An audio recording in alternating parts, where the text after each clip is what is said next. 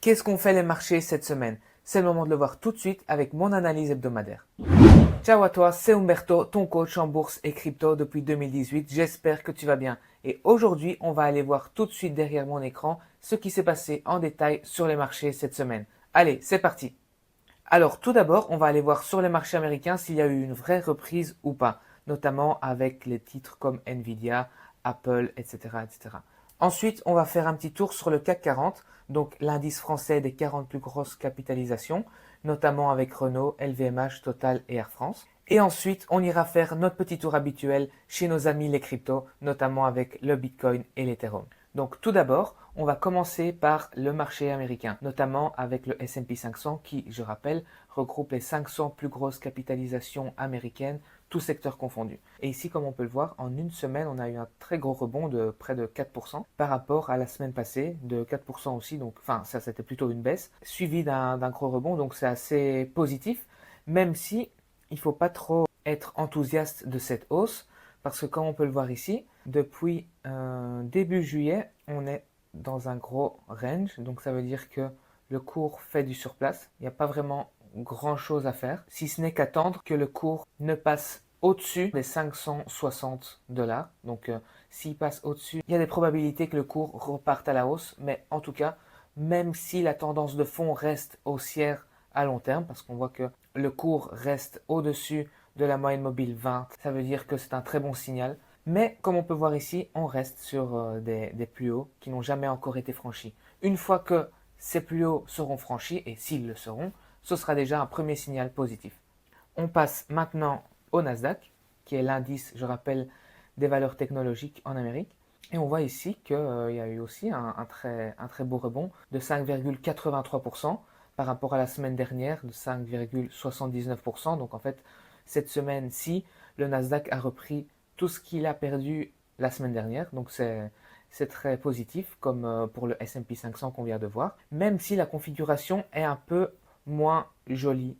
Comme on peut voir ici, on a un plus haut qui avait été atteint et le plus haut précédent n'est pas aussi haut que le précédent plus haut. Donc on fait des plus hauts qui sont plus bas que les précédents, ce qui n'est pas bon signe généralement. Donc encore une fois, il faudra attendre une cassure de ce niveau-là, qui est autour des 500 dollars, afin de pouvoir dire avec plus de conviction que la tendance continue à être haussière. On passe maintenant donc aux actions. On va voir Nvidia. Qu'est-ce qui nous fait Nvidia? Donc Nvidia, ben, il a une très bonne reprise, hein, plus 15,80%, donc près de 16% de gain par rapport à la semaine dernière. Donc il a perdu 13%, mais là il reprend bien. Et attention donc à shorter l'action, c'est-à-dire shorter, je remets un peu dans son contexte, ça veut dire vendre à découvert une action. Et vendre à découvert, ça veut dire parier à la baisse sur une action. Donc par exemple, il y a des investisseurs qui vont se dire que pour eux, Nvidia est une action qui va baisser. Ils ont une conviction et ils vont investir sur le fait que Nvidia va baisser. Si Nvidia baisse, ils auront raison et donc ils auront gagné leur investissement. Si Nvidia progresse à la hausse, par contre, ils auront perdu leur investissement. Donc, c'est un type d'investissement assez risqué et j'ai vu beaucoup cette semaine d'experts, de traders dire moi je short Nvidia parce que c'est la fin de la hausse, le titre n'est plus ce qu'il était avant, donc je vais le shorter parce que j'ai la conviction que ce titre ne va plus jamais progresser. J'espère pour eux que c'est le cas. En tout cas, cette semaine, ça ne l'a pas été vu qu'on a plus 15% de hausse. Donc ça veut dire que les gens qui avaient parié la semaine dernière à la baisse sur Nvidia ont perdu déjà 15%. Donc attention, parce qu'on ne vend pas à découvert, vaut mieux éviter ce type d'investissement parce que ça peut être très risqué. Mais en plus de ça, on ne vend pas à découvert une action dont la tendance reste haussière. Parce que si on voit la tendance de fond, on peut dire qu'elle est encore saine. Même si on a eu cette grosse jambe de baisse ici, par rapport à toute la hausse qu'on a eue, c'est tout à fait normal. Maintenant, voilà, on rentre dans ce cas-ci dans un marché sans tendance. Donc même si la tendance de fond reste haussière sur plusieurs mois, plusieurs années, on a pu constater ces derniers mois que le titre Nvidia fait du surplace. Et donc ça veut dire que il faut rester à l'écart, même si on voit donc un plus 15% cette semaine. Ça peut être très intéressant, mais tant qu'on reste dans ce range-là, il vaut mieux rester à l'écart rester simple observateur et attendre, par exemple, que le titre casse le niveau des 130, par exemple, pour pouvoir envisager de se positionner à la hausse. Je rappelle, ceci n'est pas une vidéo en conseil d'investissement, c'est simplement mon analyse technique sur certaines des actions américaines.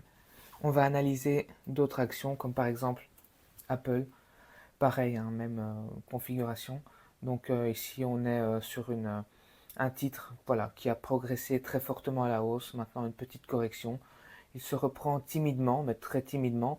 Donc pour moi, voilà, pour l'instant on reste à l'écart toujours. Tant qu'il n'aura pas franchi les 236 au moins, ça reste un titre qui fait du surplace. Voyons voir Amazon.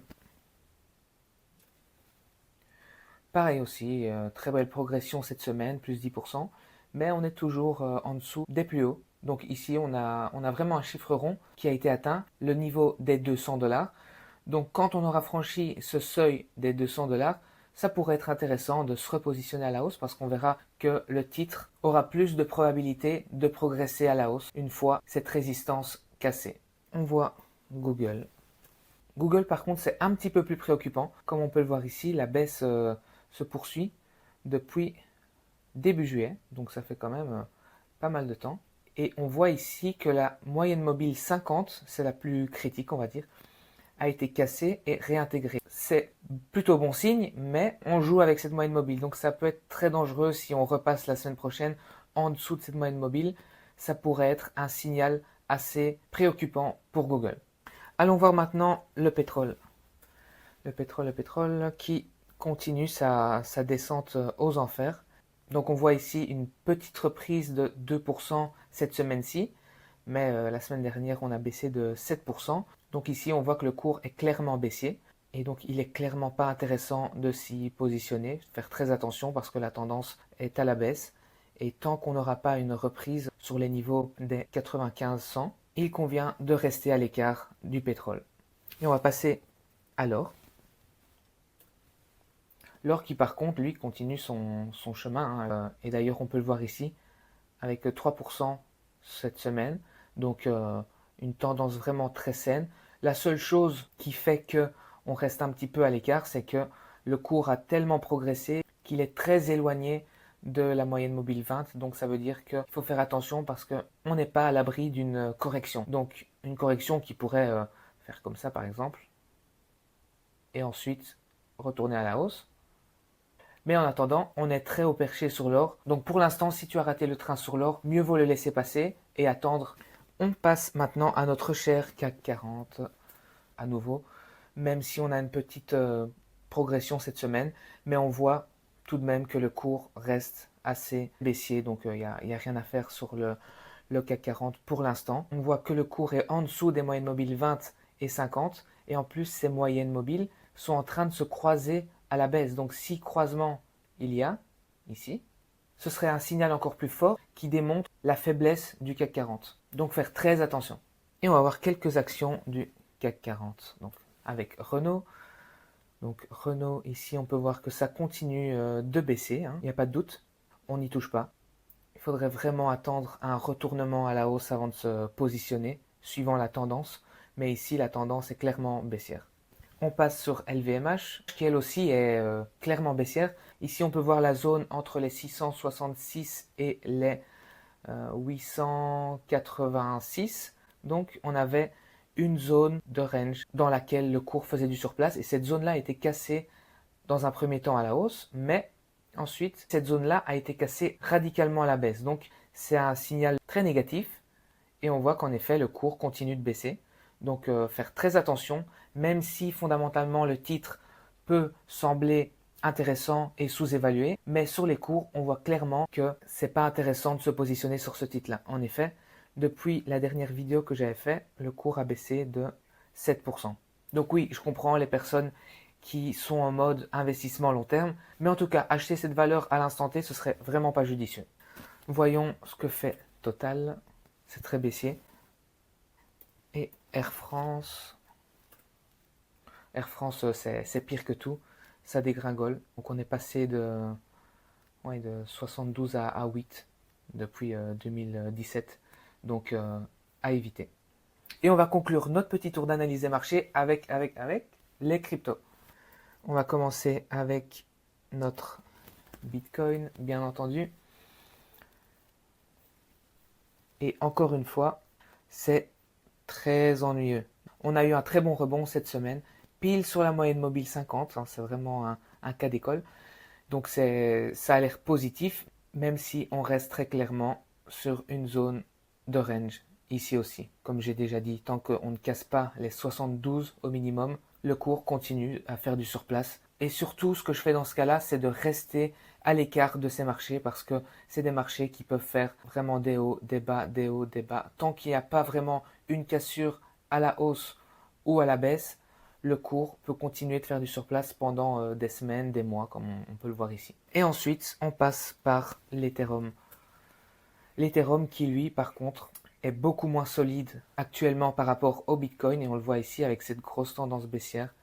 Donc je répète, il y avait beaucoup d'investisseurs qui, sur les 2500, 2600, disaient d'acheter l'Ethereum parce qu'on ne l'aurait plus vu à ces niveaux-là.